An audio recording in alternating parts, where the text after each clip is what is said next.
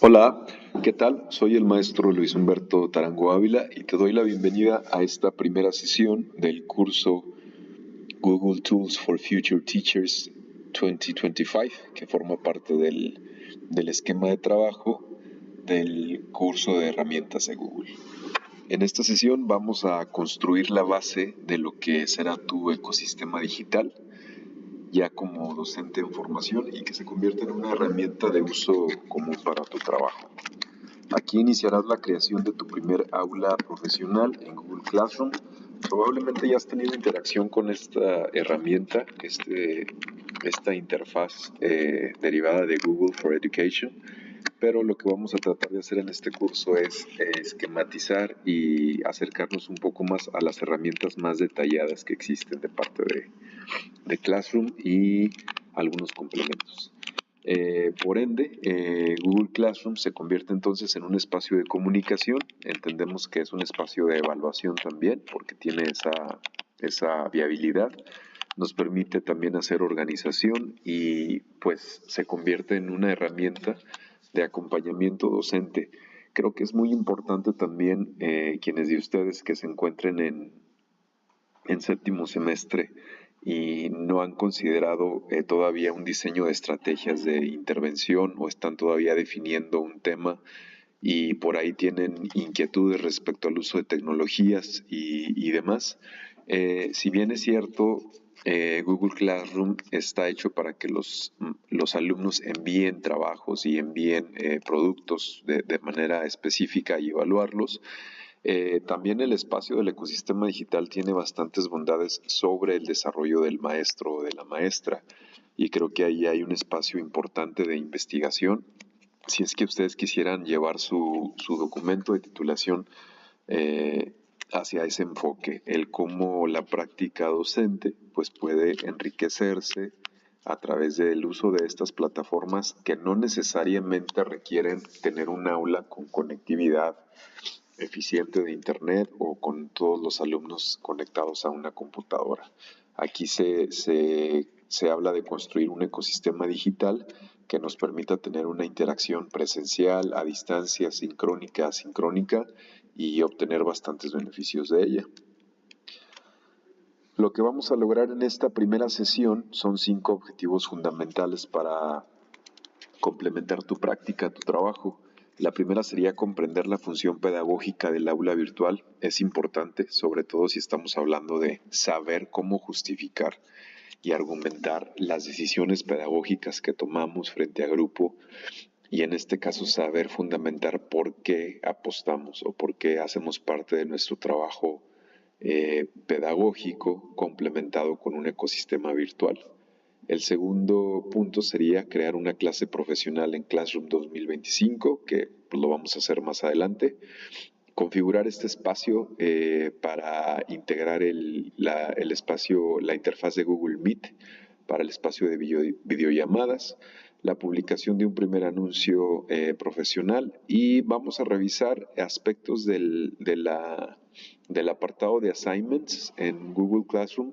Si nos da tiempo, les voy a mostrar también algo lo que tiene que ver con Smartships, que va más relacionado a los documentos interactivos en espacios virtuales. Sí se puede llegar a trabajar, pero creo que ya es un poquito más complejo porque demanda más tal vez más dominio de la plataforma de Classroom tal cual y todos los derivados de Google for Education.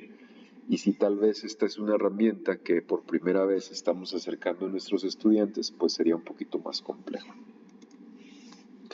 En cuanto al fundamento pedagógico de esta primera sesión, eh, pues antes de entrar a lo técnico hay que entender algo muy, muy fundamental.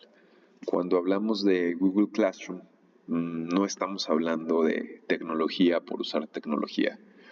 Un maestro no se vuelve innovador, una clase no se vuelve tecnológica porque usamos el Internet o porque todos tenemos teléfono, o una clase no se vuelve innovadora porque decimos que tenemos la clase en Classroom y ya.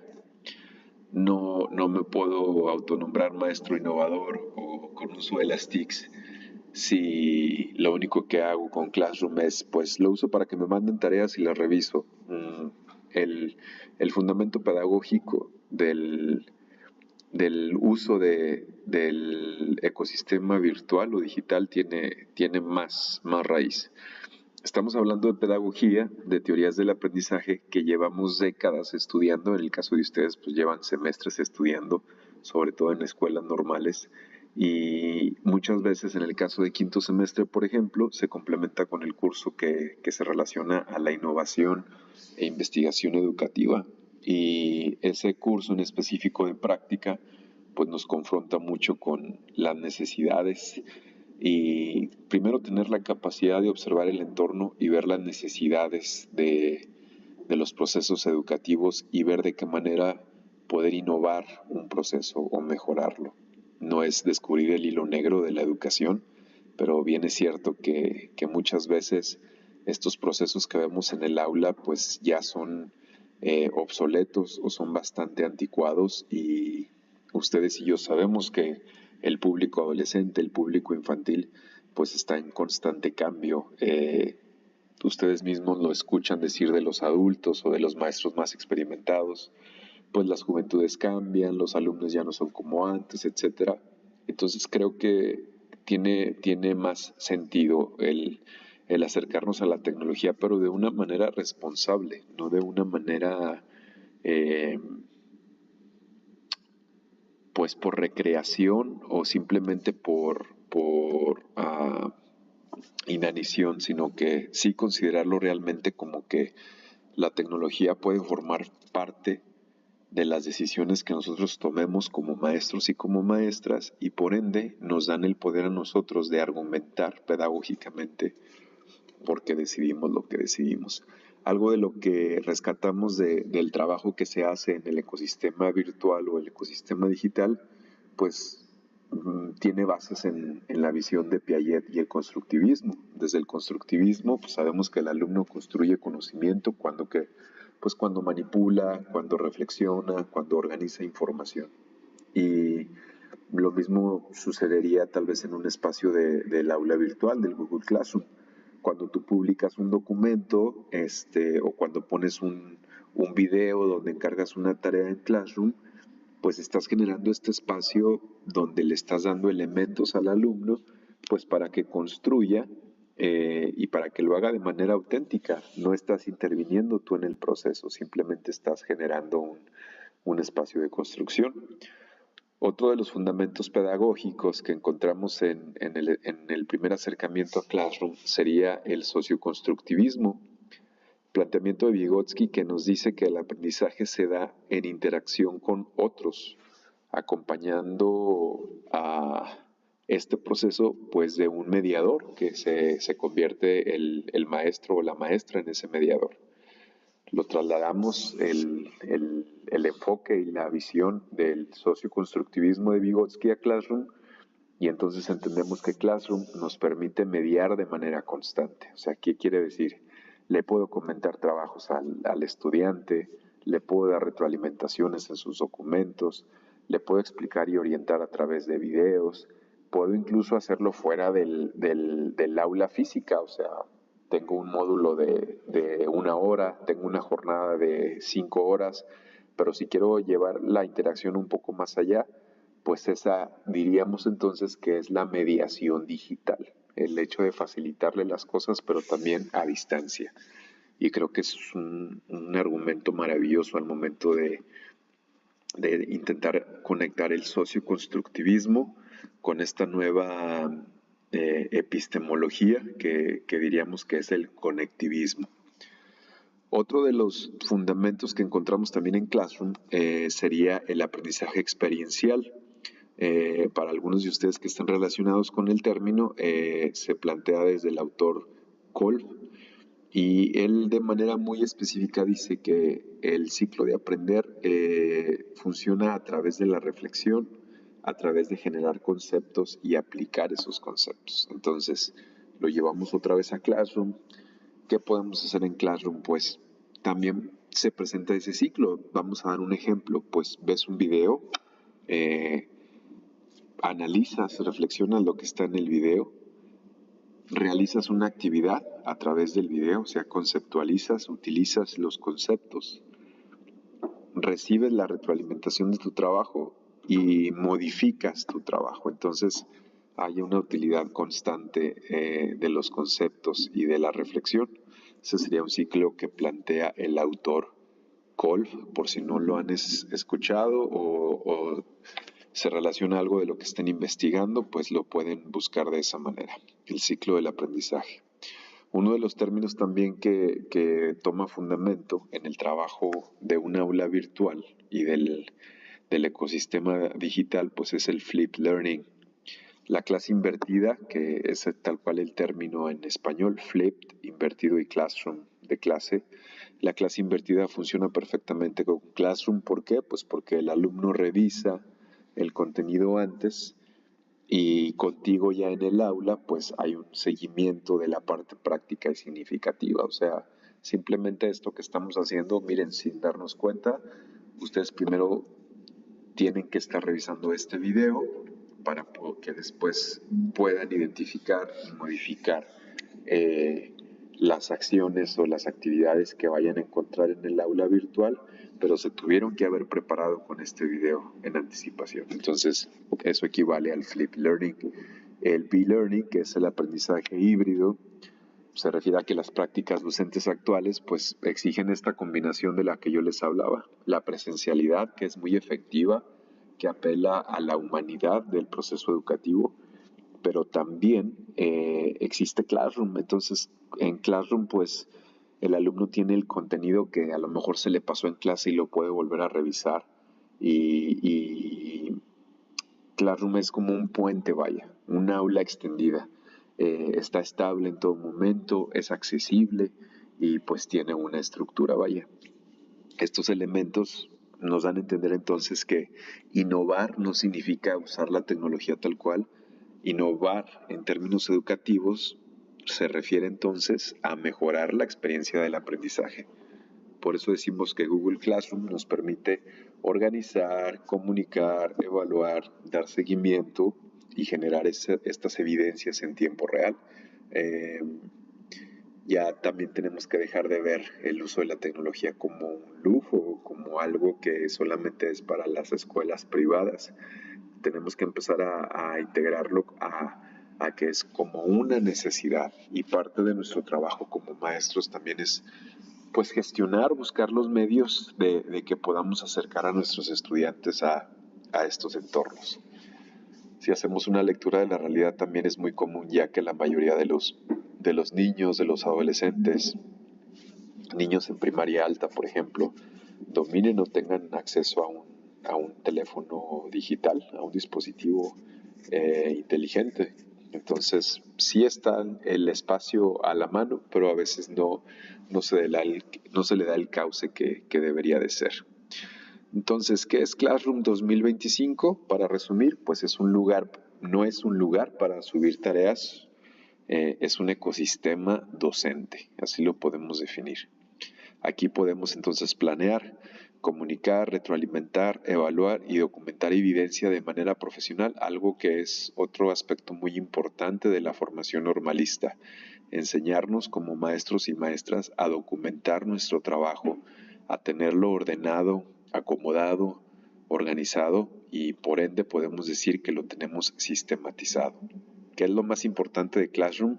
Pues es un espacio que es gratuito, que funciona a través de la creación de un correo electrónico con un dominio de Gmail, y que tiene este aspecto que es accesible para todos los profesores. El ecosistema de Google está compuesto por elementos importantes, pues podemos decir que es Classroom, que es también el añadido de Google Meet. También vamos a encontrar elementos como el Drive, que nos ayudan a organizar los documentos, el Docs, que también sirve como una comunicación entre docente y estudiante, Assignments, que tiene que ver con la evaluación continua.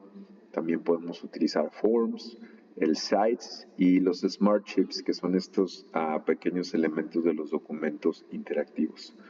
Todos estos funcionan de manera articulada, o sea, están a la mano para integrarse unos con otros en la mayoría de las actividades podemos hacer en este ecosistema Google. En este entorno, no se nos tiene que olvidar, pues ya se mueven muchísimos maestros actualmente que sí tienen bastante digitalizado su trabajo.